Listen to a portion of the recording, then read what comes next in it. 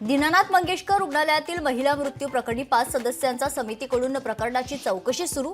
दीनानाथ रुग्णालयावर कारवाई होण्याची शक्यता।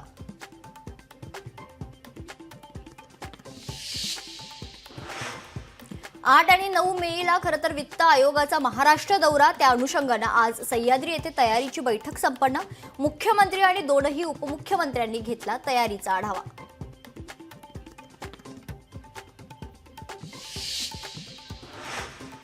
भिवंडीमध्ये अवकाळी पावसाला सुरुवात, जोरदार वारा सुरू झाल्यानंतर पावसाला सुरुवात, अवकाळी पावसामुळे नागरिकांची धावपळ।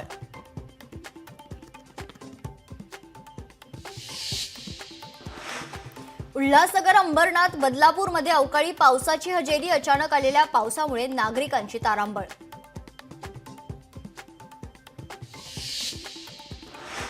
ठाण्यात ढगाळ वातावरणाबरोबर सोसाट्याचा वारा, सोसाट्याच्या वाऱ्यामुळे सर्वत्र धूळ, तर मेट्रो रस्त्यांची कामं सुरू असल्याने संपूर्ण शहरात धुळीचं साम्राज्य पाहायला मिळतंय।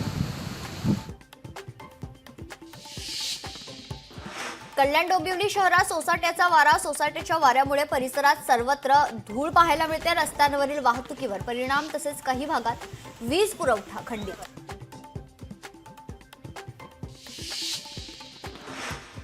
अहिल्यानगरमध्ये अवकाळी पावसाचा फटका, 39 गावातील 2000 हेक्टर क्षेत्र झाले बाधित।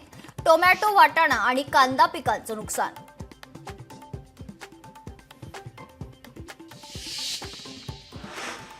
MMRDAचे प्रकल्प बाधितांसाठी नवे धोरण, आता घरांऐवजी थेट आर्थिक मोबदला मिळणार। पुनर्वसनातील अडथळे दूर करण्यासाठी धोरण।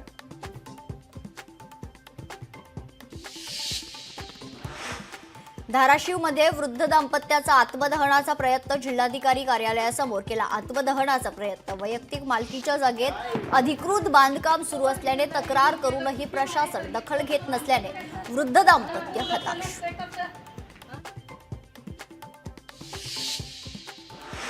भिवंडीत 6,20,160 रुपयांचा गुटखा जप्त, कोंडगाव पोलिसांची कारवाई। या प्रकरणात दोघांवर गुन्हा दाखल।